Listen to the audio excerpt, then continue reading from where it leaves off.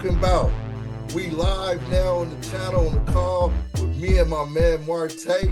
What's going on, big dog? What's going on, Dorian? It's been a minute, man, since we talked. It has, man. Hey, bruh, and it's good catching up with you, man. Getting you on the podcast, Closure TV, man. We're glad to have you. Want to introduce you a little bit from my side of things. This brother here is, in my opinion, the world renowned Mr. The Real Mighty Mouse, Martae. This guy is an IFBB professional bodybuilder with accolades to match. This guy is big in his community, keeping hands-on, keeping people abreast of real life information. He has been through what it is to go through in the world. You'll hear a little bit more about his story as we get into the podcast. But first of all, brother, what I want to do is welcome you, and let's get right into it. I wanted to start us off with a speed round. Is that okay with you? It's fine. Shoot away, man. Okay. Short answers. First thing come to your mind. What's your strongest trait? Lack of fear. What's the most you pay for what you want? Time. Who's your biggest inspiration? Do you want one or do you want five? Just one. Just one? Mm-hmm. Uh, my biggest inspiration, is gonna sound generic to the masses, is Christ. So One place in the world or universe you'd love to visit. one place in the universe I'd love to visit. In the world or the universe. You know what? Somewhere back in the South, some fishing pond, just me, maybe a couple friends fishing, tranquil, Okay. sunset, just fishing. Just talk about life. That's it. All right. And last question. Is your life right now what you imagined it would be? Yes, Cool. it is All right. everything I imagined. Yep. All right. Cool. And so with that being said, I want to lead into a little bit deeper into the podcast with, I guess it'll be a throwback because I'm looking at a picture right now of this young man with a big old afro sitting on a bamboo chair. Can you tell me about that picture? Because I heard it was you. Yeah, that showed me, man. My mom had just got through combing my hair with a pick. And if you grew up with some nappy ass hair and you got your hair combed, did it feel good? Probably hurt, right? So she would have to pop. All you heard was popping when she would just comb it out. And I had this she was a huge fan of Michael Jackson. So she was like, we just gotta keep this afro good. And they just hated it because I just felt like, this is just in the way. And so I'm on a bamboo chair. If you grew up in any African American household, you had that chair. In almost any of your pictures growing up, you had that bamboo chair. So that's the thing, though. If you grew up and you had nappy ass hair, the number one thing you dreaded was mama combing your hair. Because I don't know why she didn't give me an aspirin, something like that, but she was like, nope. It was almost the same thing as looking forward to getting a whooping when you grew up. So, hey, we got to get your hair. Oh, like, I thought I was gonna get a whooping, but it was just my hair. It's the same feeling. I don't know how it's any different.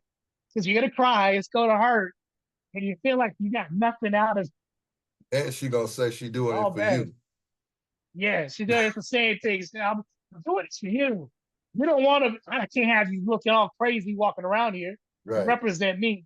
Same argument for whooping. Same thing she tell you. Facts. Yep. So how was it at that stage in your life? Was that you feel like it was a happy upbringing as a child, a happy childhood? How old were you on that picture? I don't even know. I don't have very many pictures when I was a kid growing up because so my mama said I was the quietest person in the whole house. She said I was the quietest son she ever had. Right? I got a bunch of brothers and everything. My mom was deaf. So you deaf and black. I was the quietest. And she's like, whatever, mom. So growing up, we grew up in a house that was super quiet. It really was because nobody talked. We all use sign language to talk. So growing up, sign language is my first language, and I feel like I feel like we got away with so much because she couldn't hear anything. If I, to be honest, if me and my brother were fighting and I was beating his ass and he beat my ass, my mama didn't come up and stop it. She didn't hear anything.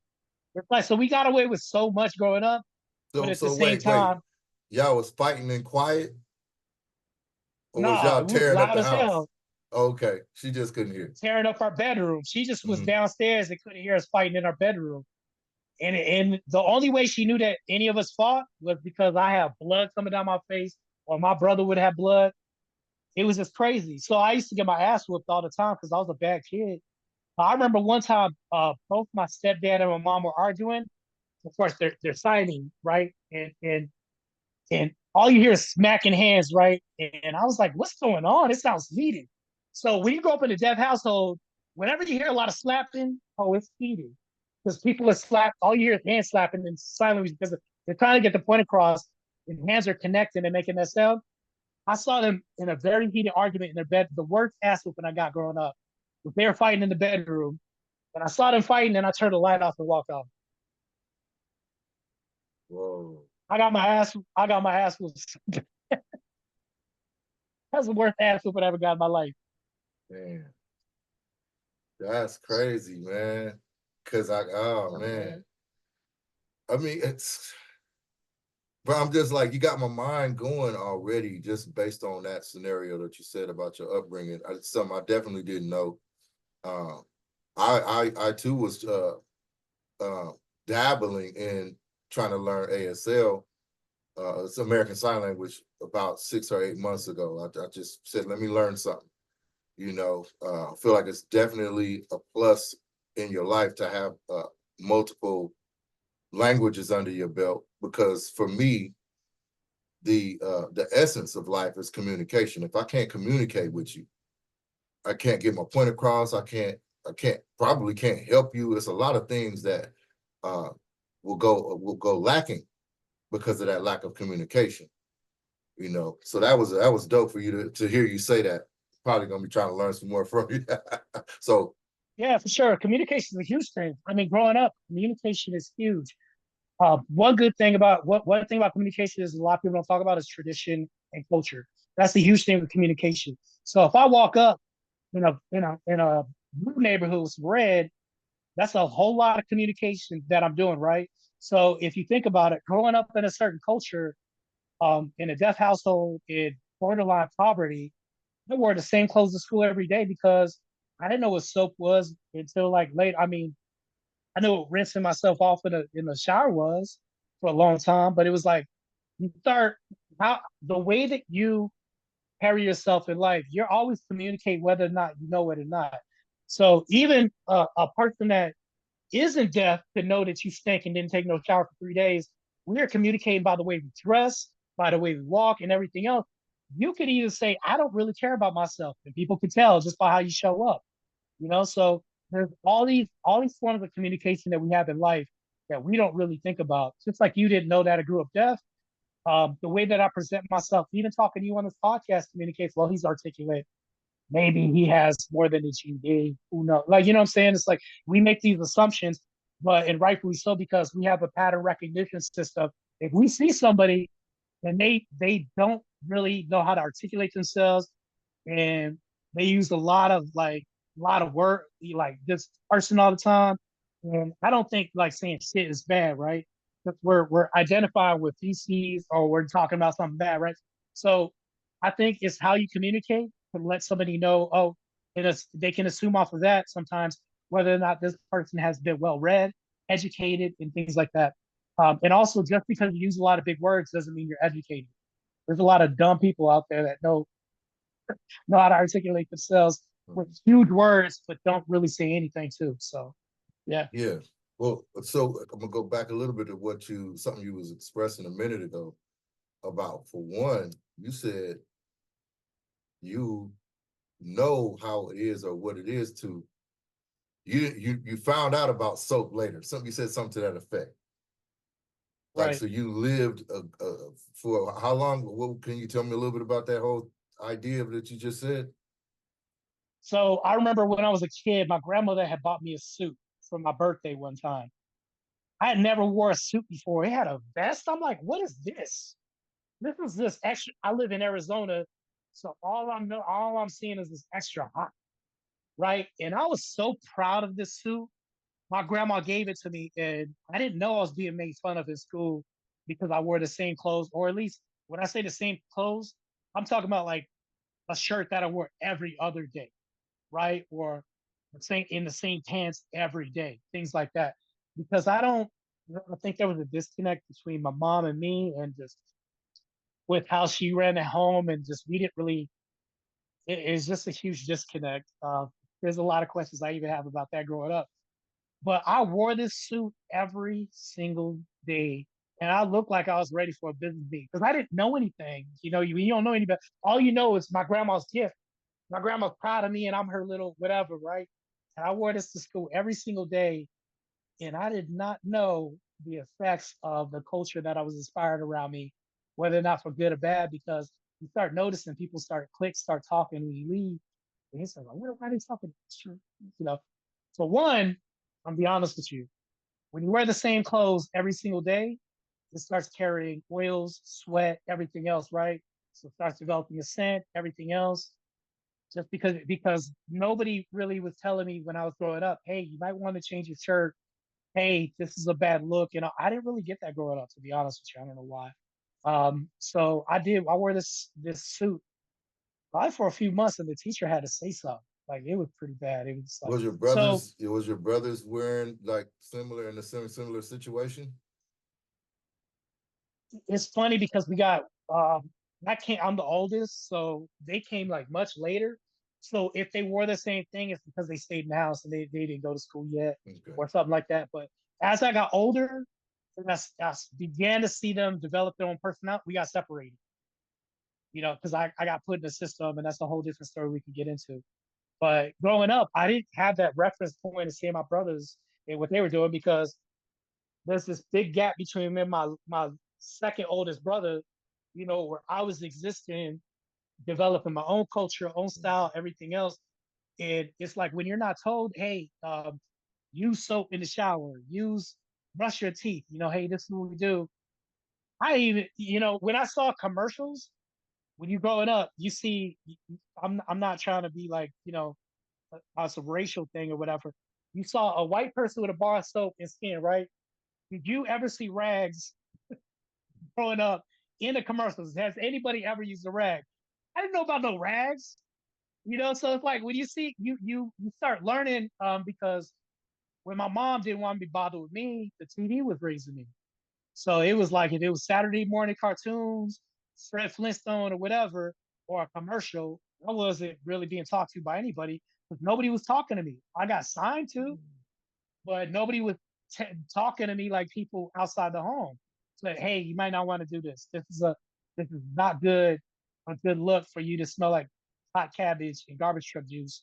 Like you might not want to do this. Just spraying cologne on some that you snuck out of your mom's drawer because it smells like perfume or whatever ain't gonna cover it up. Like so, I felt like I was navigating on my own because I didn't know because I dealt with shame growing up and all this other stuff because you start learning if you eat everything in the fridge because we lived on a food box, we didn't have food for 3 days.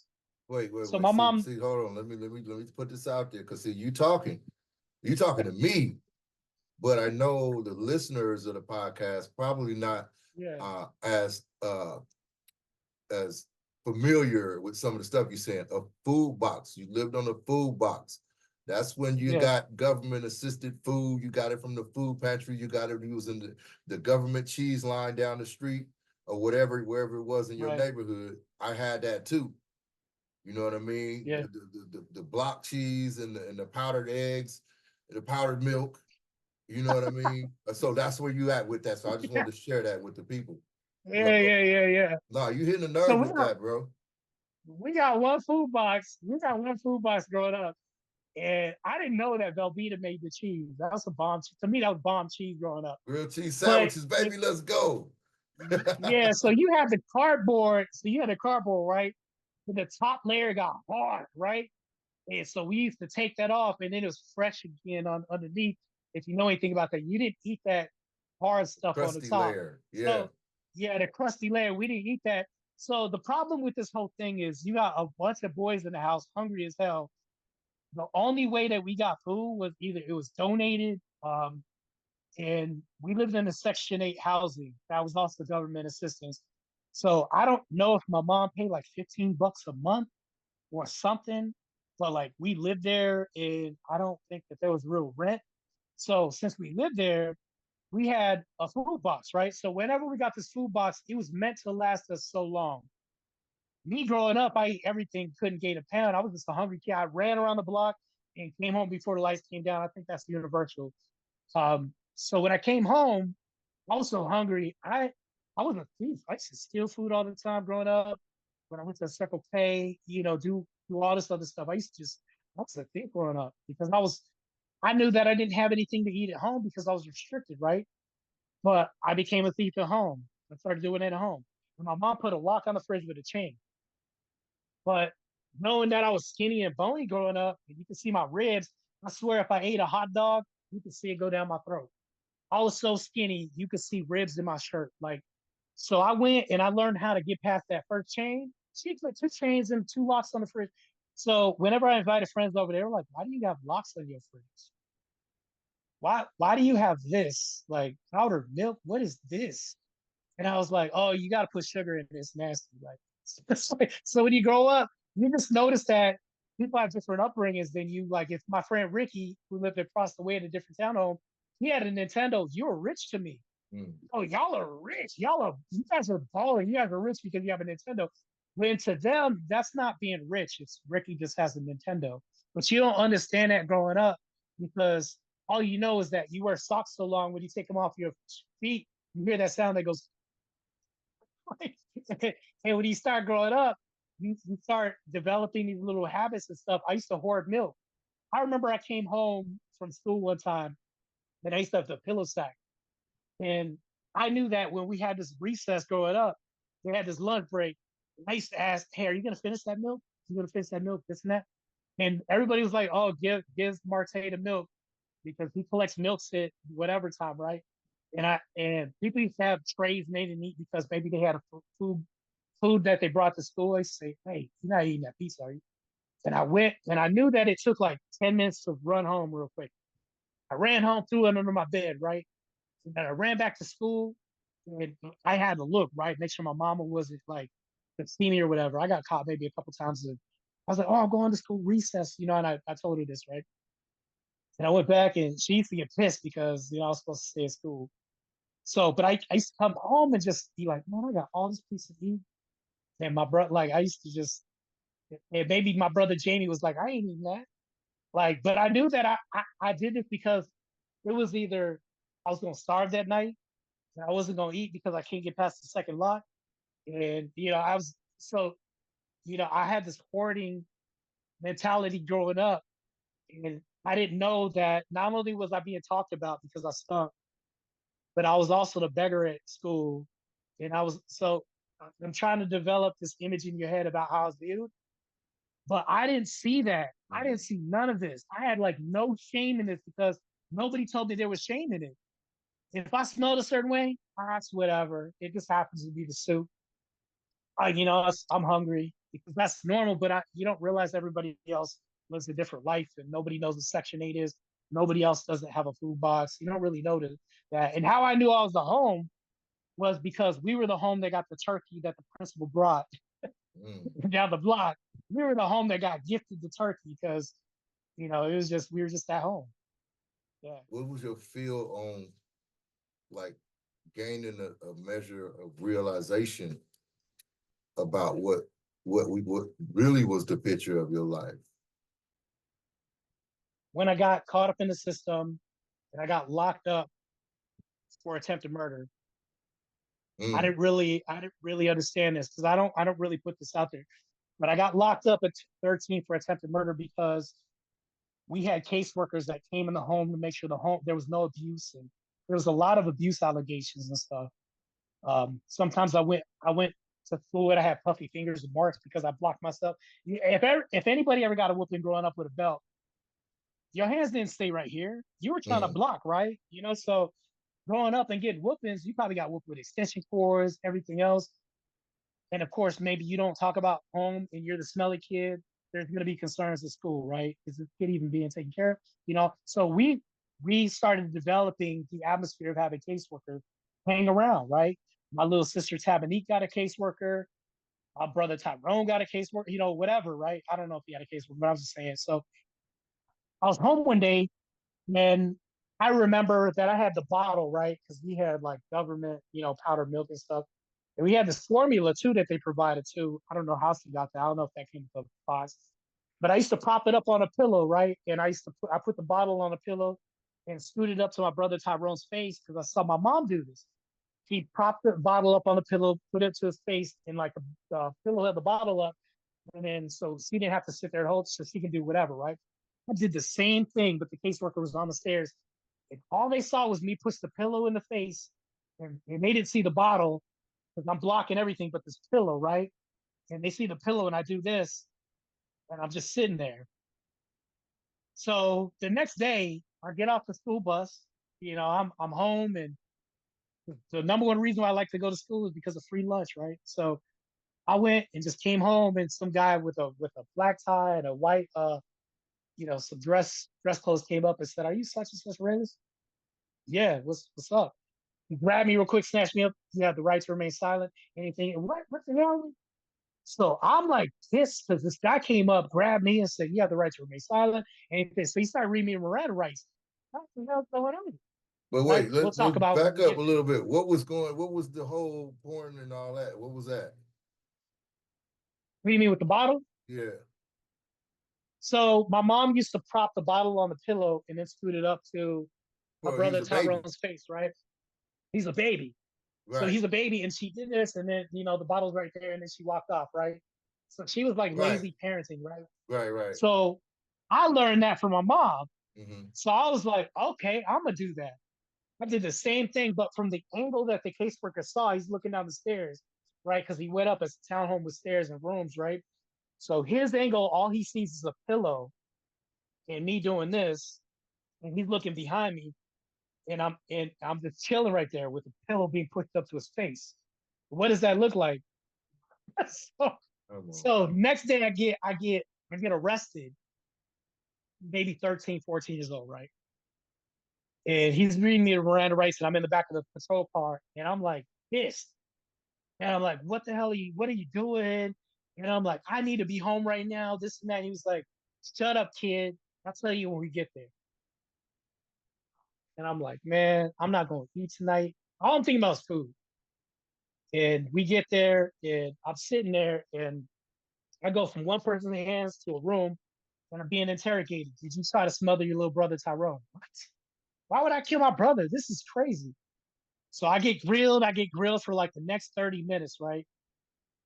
And then I tell him, if I tell you I did, even though it's not true, would you let me out of here? If I had to go pee, and I'm damn near pissing my pants at the time, starving. I need to eat. All I could think about is food because I had dropped off another sack with whatever they were serving at lunch, and then I had a bunch of milks, and all I'm thinking about is food. I need to go pee. He won't let me go leave the pee. And I'm like, even if I tell you I did, even though it's not true, will you let me out of here? He was like, you know what? Sounds reasonable. He stops the tape recorder and said, let's get you out of here, man. You need to go pee? Let's go pee. And I'm like, oh, okay. So I went from one person's hands to another person's hands, went to go pee to another person's hands. Next thing I'm locked up again, and I'm being asked to lift my nuts up, spread my cheeks. What I'm saying? I'm being processed. Right. I'm like, what the hell? Like, what's the, like 6 months to a year later, I'm in there. I'm just in there for a long time. And I'm like, I didn't try to kill my brother. Like, and the judges talk about, you want to play the tape again. And all you hear is me crying. So I didn't do it. And then at the end, I'm like, I don't want to. So my grandma showed up and other people showed up. And all I could think about is like, no, I don't play the tape because I'm like, I don't want to everybody hear me sound like a bitch. I'm crying and stuff. So I need to go piss my pants. Like, and I was just thinking about that pride at the time, right? So that's, I didn't have pride smelling the school or, begging for food, but I had pride when it came to crying for everybody. Go figure. So they let me out of there because, for one, the guy stopped the tape and they rewound it and it started back. You can't like stop it.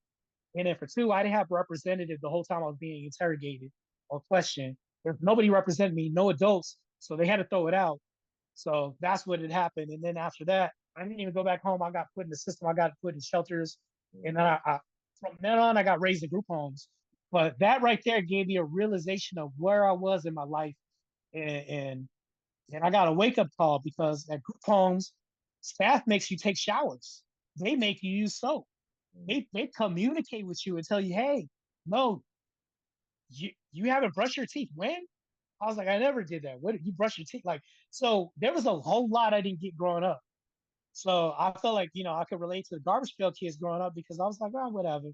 But growing up at the same time, it's like you don't have instruction. All you see is just what you know because you're limited, right? So I feel like I had a very limited childhood. I feel like I was surviving. Right, I was right. in real survival mode. Yeah. And so did you like do you look back on that and do you feel now as you look back on that that there was a level of trauma associated with that once you understand what was going on? I wouldn't, here's the thing though. I wouldn't call it trauma. And I understand that people are really quick to label a lot of things trauma. That word gets thrown around a whole lot. The reason why I don't think that that's trauma, I think it's more pattern and habit than trauma. Because whenever you were taught something, even if it's self-taught, like you may not always associate that with trauma. You may just think this is how it's done. This is how I always did it. There's nothing wrong until somebody tells you, hey, this is a bad look. Mhm. And then, then comes wisdom because sometimes somebody has to come in and check you or correct you, right? But at the time, you're not thinking this is traumatic. So I don't, so growing up, I don't see things as like trauma if they are patterns and habits that we go through. But I think it is trauma when we start putting labels on things and we start making things more than really what they are. Because I'm not saying everybody wants attention or is seeking attention, and everybody's saying they're special, but I wasn't special growing up. I don't think I was special or different because for me, I did everything the best I knew at the time, right? If you're a kid and you're growing up, you do the best you can, right? So for me, I don't see trauma. Even when I was growing up, I had a stepdad that beat my ass every chance he got. If there was a spot on the dish, I grew up in there was a crack house I lived in and all this other stuff. I didn't see trauma because it was normal, right? So, but I'm also not quick to label it as trauma because I'm like, I didn't, I'm not trying to sound extreme here, but at the same time, I have to look at things as like, what did I learn from this? Mhm. Like, everything we go through isn't always trauma too. It's like if we get into a fight, I didn't really lose because I have to think, what did I learn? If this bully comes in my path, I'm going to be better at fighting this guy. So there's approach is always going to determine response. And I think our experiences do shape us, but what we allow is what will always continue. I can dig it.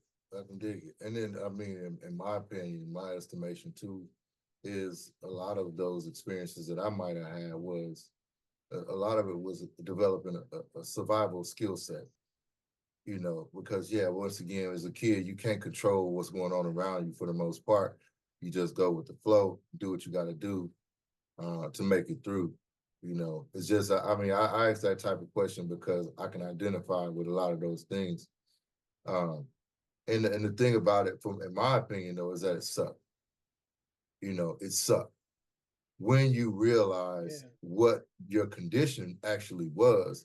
And I talk to people all the time, bro, like about not having the certain things I wanted. There might have been a little bit more vanity attached to my stuff that I wanted or whatever, because I had this cool complex.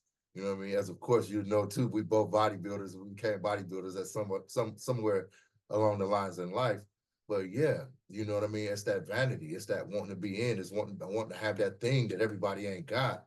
And because of going lacking a lot growing up, I was clean. I was reaching for that thing to have to just separate me. You know what I mean? So that's the Right. part of identification. But no, I appreciate your honesty on that, man. I appreciate your honesty. You and the whole thing. I didn't know none of that. But was there because you said you got brothers and stuff too? Were you guys ever you said something about red and blue? Was it gang presence or gang uh ties? So growing up, we did have like the whole. I don't really know how authentic Bloods and Crips are. Growing up where I was at, because I mean we're talking about Arizona. That's a whole different thing. We got Grandells here. We have other sets here and all the other stuff. I think that I don't know. I'm not familiar with like how strong the sets are here with red and blue, but that most certainly was a thing growing up because I grew up when we did have Bloods and Crips have an album. When the Bloods came out an album, and we had like the Crips came out with an album. I grew up around that time. So, and we were talking about the time when things were pretty heated between them two before this whole truce came. So growing up, I knew that afterwards, I mean, I had seen it growing up, but I knew well enough to know that how I communicated to other people was how I dressed. And I knew that this guy got his ass beat because he wore red in a blue neighborhood. So I knew well enough to know that. And you hear things, even though I was distancing myself from that time. Also, through my communication of not smelling the best, like I distanced myself from people too. Like, Mhm. so we start learning things because we start hearing things. So through us, even anecdotal information that we get from our own experiences, we start seeing the approach and response. The approach that determines the response of different people, the culture, whether it be a gang or anything like that. So growing up seeing this, I did see a presence. I didn't interact with it that much because I didn't want to know anything about this because I knew that these people had a lot of opinions and they closed themselves off, like in school, a whole lot. So if I was isolated because I was, whether or not it's the stinky kid or the kid that asked for food a lot, whatever it was growing up, I knew that I was. I hate to say it, but maybe that's what protected me from being involved in a lot of this stuff too, because I didn't see the world outside of my quiet home that I lived in because it was forced quiet because of his death. Um, so that's another thing too. When I grew up, when I left the home, we have social media at the time, right? MySpace and then Facebook became a thing. I started hearing through my brothers and sisters and seeing posts and stuff like gang activity and stuff and like blues. And then I started learning that my brother, had an interest in the Crips. Michael, Tyrone, Greg, talking about cripping and all this other stuff and being involved in the gang culture. When I started seeing that, and then I started seeing Lindo Park Crips and all this other stuff, and I'm like, man, they didn't even. So I didn't even get a chance to be a good reference point as a big brother in their life because I was snatched away from the home really early. So all they know is the brother was like convicted. He got locked up for attempted murder. So think about it. This is in the family. Oh, we got killers in the family, and then I'm a part of Blue, and then it's like, so I don't know what my presence in my whole experience left for them because all they know is what they heard because they didn't see how it was. I was taken away before they got a chance to see any of this stuff, so I never got to develop a relationship. But that's one thing that I do know is that they were involved in a lot of that stuff growing up, and even still to this day, I'll see posts of like, Blue and people talking. They won't even use bees in their word anymore. They'll say happy C Day, and all this other stuff. Even right now, if I look on Facebook, I'll see happy C Day and all this other stuff. And I'm like, man, you guys are still holding, even though you're not affiliated, you still hold on tight with this culture. Right. So Okay. Yeah. yeah. Ah, that's crazy. But like so you had that brotherly bond growing up with your brothers and stuff, and you being the oldest, like I mean, not really. I mean, I well, got you taken guys away were in the before I got a house chance to see together it. Yeah, before. yeah. Yeah. But they were so young, they didn't even they were so young at the time. Like we're talking about bottles and like falling and maybe 4 years old and just being able barely starting to talk and just because probably speaking was their second language too, so barely starting to talk at 4, things like that. So there was a huge communication gap between me and them. I was out of the house, even though we lived in the home. I was out of the house all the time. I was a rebellious kid. If I wasn't outside the home stealing food from supermarkets and stuff, getting kicked out, and all this other stuff. I used to tell the cops all the time, like, just drop me off at this house. And they got, you can get hip to it, just be like, man, this you do not live here. There's newspaper stacking up on the front porch. Where do you really live? And it's the stupid stuff, man. Growing up trying to survive, bro. Like, but I don't think they really they're old enough to use me as a reference point, Mhm. to have brotherly love at the time. We weren't even like they were just like he's just there. They were, when you're old enough to just be like, he's just there. We didn't really talk because there's such a huge age gap. You're still playing with toys. I'm out there running, trying to get food and trying to get into fights and a huge Mhm. age gap. So we have this. What about the So there's that stepdad? distance. Was the stepdad there for a long amount of time? The stepdad was not close with me. He wasn't close to me. He was there for a minute. You're talking about, so that's a whole nother issue. He used to get drunk, come home, he used to sit out of me for no, like, just because, like, just all this other stuff that I didn't even understand. I ran away from home so many times because of that dude. Like, so just growing up is like, man, I'm not about to sit here and just be another victim. You crazy for that. Like, so I ran away. So that separated me from the home even more. Mm-hmm. Because I'm telling you, so if you look at studies with stepdads, they're more inclined to beat you, more inclined to sexually abuse you, more inclined to do things than your biological dad is. So there, when stepdads get in the home, there's this huge separation between you already because you're not the bloodline. So you don't have that care and compassion because that's not your blood. So coming in, it's like you're just somebody else's kid. So if you notice, if you look at studies, there's a correlation between abuse, sex abuse, physical abuse, and all this other stuff that's associated with all this. So it's crazy. I mean, the whole issue with touching kids, I don't want to say that online because I know YouTube demonetizes, does all this other stuff, but the whole CP thing, that increases to whatever you have stepdads in the home too. There's a higher rate of that. You waking the game up, man. You waking the game up. I appreciate you. Um, I mean, do you feel like your upbringing kind of prepared you with any type of a certain skill set now that you'd have something to offer the younger generation? I don't know about a skill set. What I would say was it gave me a better understanding. So if I see somebody that was where I was, there's more relation to that. So I would, if you were a lost child growing up, you could see one from a mile away. Whereas if I grew up in the suburbs and I had everything and I was Ricky with the Nintendo, what I'm saying? I wouldn't have been able to see that because it may have looked foreign to me. But your ability to identify things with what you grew up with is more clear. It's more transparent. Like if I knew that you had issues with patterns with food and all this other stuff, we deal with this. We have grown adults that have issues with diets, with bulimia, all this other stuff, and they have a bad relationship with food. If I notice somebody with a bad relationship with food, meaning like they're in survival mode, I can recognize that.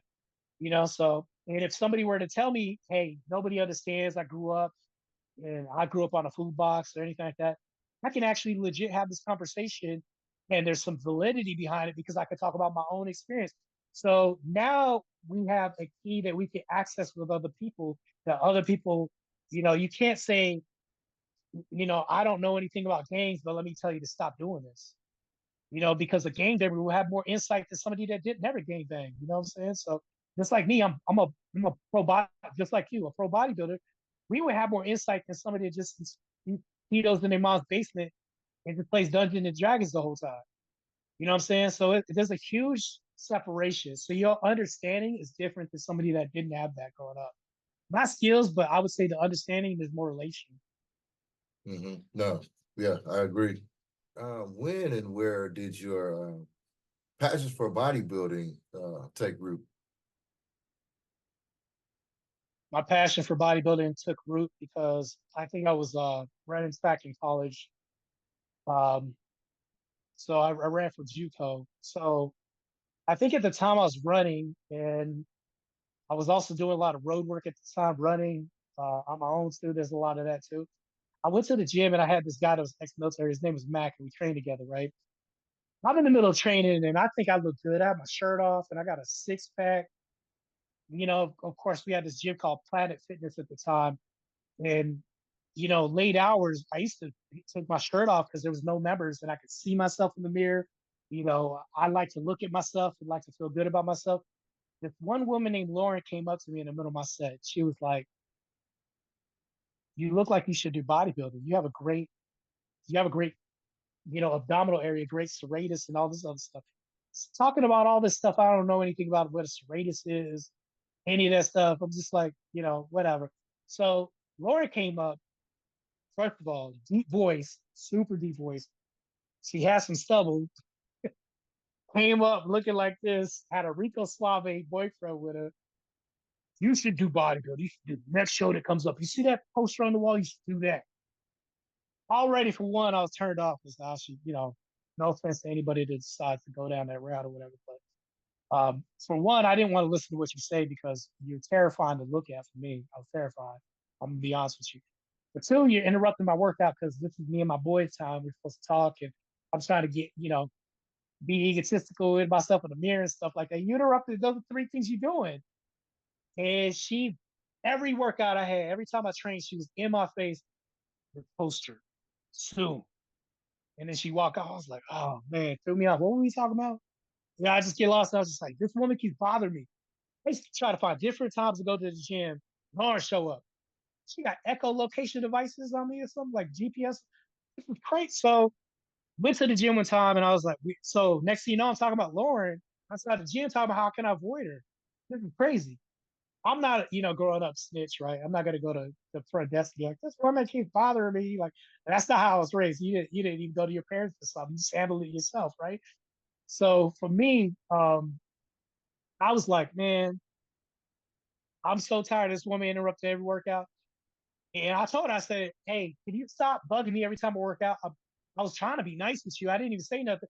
I'm trying to train. You tell me I look great in front of your man here. That's weird. Like, so she was like, no, seriously, she does. If you want me to stop bothering you, do the show. Do the show. I promise you. If you do the show, I'm not gonna mess with you. And he said, you'll never see me again. And Matt comes up to me and says, man, no homo, but what you said about thongs, it's not gay. Arnold wore a thong. We didn't know they were called posing trucks at the time. And I was like, man, you too? And he was like, nah, for real, man. I think, no homo, I think you look good. Anyways, I called him that. You know what I'm saying? So I was like, man, cool, whatever. Tell me you didn't buy. So I bought the Arnold Encyclopedia Bodybuilder, came home and I started looking into this. And I was like, man, let me try to see about this bodybuilding thing and see what this is all about. So I had signed up for a show, did everything. It was one of those cookie cutter diets, banana and all these other things. And I did it to a T, showed up, my first show and won the bantamweight class. And then I took second overall my first show. And it's crazy because I had wore posing trunks and I was like, I didn't know how to pose. So I was legit dancing like I would dance in the club during my posing routine. My grandma still got the VHS tape. I'm embarrassed to look at it to this day. So I was on stage. Not one pose was done, but a whole pop locker routine was done. Right. Okay. But no posing done. I didn't know what a double bicep was. I went on stage, pop lock, like Tricky Jackson, and then walked off, and the crowd clapped. It was like one of these. Like maybe, right? It was like, yes. So Hey, I yeah, got hold off on. Shout stage, out to man. my boy Tricky Jackson too. Thanks for bringing him up. So I walked off stage, and it was nothing but silence when I walked past there. I was thinking people were gonna say, "Good job, bud." Nothing. I just got stared at backstage. I was like, "Whatever, man." All I heard was music.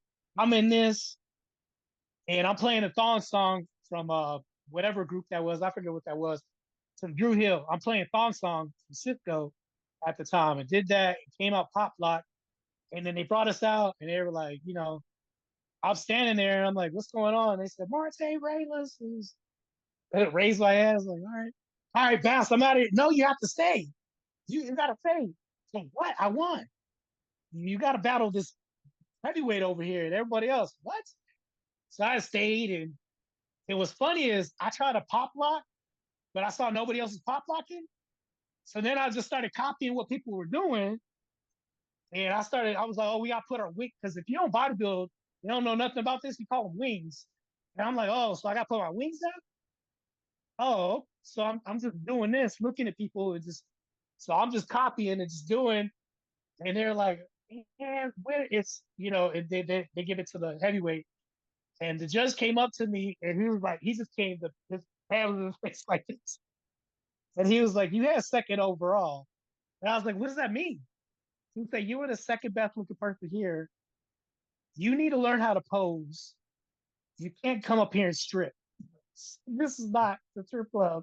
He said, you can't come up here. He said, because the way you were sticking your ass up here, he was like, we have kids here. I was like, oh, I didn't know. So I had done that, and I was like, man, I need to learn how to pose. I can't be up here, doing this like what I was doing. It's embarrassing.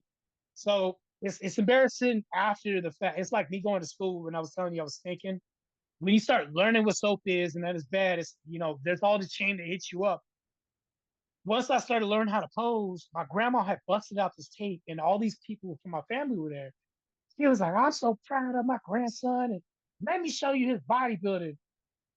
When I tell you how small I was, I had shriveled up when people had seen me stripping on stage. That's the best way I could describe it. Pop lock / stripping. Not one bodybuilding pose had been done on that tape. And I was just like, because you understand that if nobody knows anything about bodybuilding, especially in our culture or any culture, that's what they now think it is because that's all they know. So now all these people think, oh, so you stripping now. So now I got to talk to my auntie, my uncle Junebug, and tell them how I'm not stripping and how, because I'm getting counseled. Hey, you're going down the wrong path, son. It's not a good. You're gonna be heathen and all this other stuff. It's like I'm hearing all this stuff. Like that's not what I just didn't know what I was doing. So I mean, that was my upbringing growing up in bodybuilding. That's how I got started. So That's how you got started. But you never turned the passion off. Did you ever walk away for a while and say, this is not good for me? I'm not going to be good at it. Or did you just dive in? I didn't. So I didn't walk away because I knew that I wanted to win because I wasn't the best at track. I wasn't the best at wrestling, but I was decent in all those things. I just wasn't that good. Hence why I was at junior college and doing all this stuff in a track club and doing all this other stuff, participating in everything else. Because I wasn't the best, but I wanted to feel like I wanted to get better. I hated losing. Losing was the worst thing in the world because I'm like, well, what can I do to get third place? You do is fighting for third place the whole time. And you're trying to first place never comes to mind when you get your ass beat all the time in any sport. When you get a taste of winning, and I didn't even know what I was doing and I won. In track, I was I was looking at articles. I was looking at what you should do before a race, the type of shoes. I want the top of the line, all this other stuff, and still getting third. But in bodybuilding, I didn't do no studying. I did a BS diet to get this really masculine woman out my face, and it didn't even do one pose and won a show. Mm-hmm. Oh hell yeah, I'm doing this, and I'm winning. Just think about what I would do if I actually knew what I was doing. Right. You know So what I'm saying? on the reverse, how did you feel with the third place trophy when you know you were trying with the other sports? I knew that I was within earshot. I knew that, when I got third place, whether or not I was running cross country track or if I was wrestling or anything like that, like I knew like, hey, I was at least being noticed and it was cool. But it's more frustrating because it's you could see it, right? It's much more frustrating because you can see it. Because if you get last place, it's not as frustrating because it's more obvious. All right, I got blown. I'd rather get blown out than get third sometimes because at least like, hey, I absolutely was dog shit. But if you get third, it's like there's some stuff you could have Mm, did, man. mm, You it's just right missed it there. getting $1 million. It's like it's worth to get last place. It's damn near worse. But when you win and you are a champion, and you weren't doing nothing.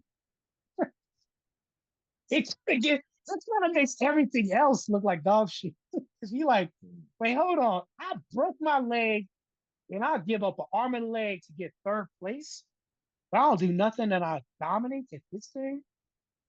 Okay. So that really messed my mind up more than anything else. And I'm like, all right, think I'm gonna put those things away a little bit, and I'm gonna start bodybuilding and do this. And you know what? I had the best advantage of all. I had this huge obsession with food because for one, I grew up with disdain because other people didn't like looking at me because I stunk. For two, it was like, oh, I don't know if I can get food. It's like I feel bad about eating everything. Why do I always eat everything? Now I'm getting praised for eating everything. So bodybuilding is the complete opposite of everything I got. I'm getting rewarded for like everything. I'm getting looked at in a positive manner. I'm getting looked at for being a clean looking guy, like as opposed to being, who's the guy from Charlie Brown with all the flies around, like as opposed to looking like him. Like so, you start. I had this whole perspective. So this is why I can't demonize my past at all because you have to look at it like as it like either I can look at this as trauma Dorian, or did this give me more gratitude for that which what I'm doing right now? Mm. Because if I know what starvation is, oh, you best believe that I'm gonna be grateful for a feast when it comes. So if I know what filth is and grime is and all this other stuff, because I didn't know what soap was, best believe I'm gonna be proud to be polished more than somebody that had that every day growing up. So there's this huge distinction. So you see the contrast. So that's what my past gave me. It gave me a contrast of two extreme viewpoints to look at. Bodybuilding is an extreme, but poverty is an extreme. Bodybuilding is the complete opposite from poverty because they're being told, hey, we have to eat. We get to eat. Enjoy this food because eating is what helps you conquer, right? It's being, drone in us at the time. And then how you look, your image, the presentation is everything, as opposed to like dumpster fire. Right. It's just a What stinky uh, kid growing up.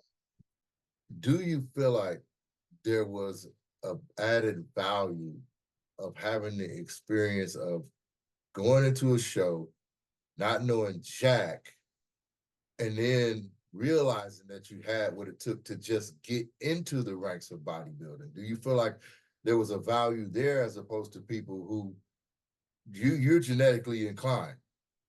You know where I'm going with this? See, Right. do That's what you you're feel saying. like there's a value there? I mean, I guess I'm trying to say based on the actual fight that you were up against once you even got into the ranks. I feel like I was able to appreciate it a whole lot more. I feel like I didn't grow up with the entitled mindset. I didn't have no entitlement coming into this because it wasn't like, if you've ever coached anybody, and I'm not saying you, I'm talking about anybody that's coaching anybody, you start seeing this distinction of people you have to babysit, right? And people that you have to babysit aren't that much fun as people that put that same fire in you because they almost want it. I guarantee you, the best client you may have had in the past was one that wanted it more than even you as a coach did. Like they believed in themselves that it almost fired you up. You felt like you were gonna win the show, not them getting on stage. You felt like you were getting on stage. So for me, I felt like it has given me a different perspective on things.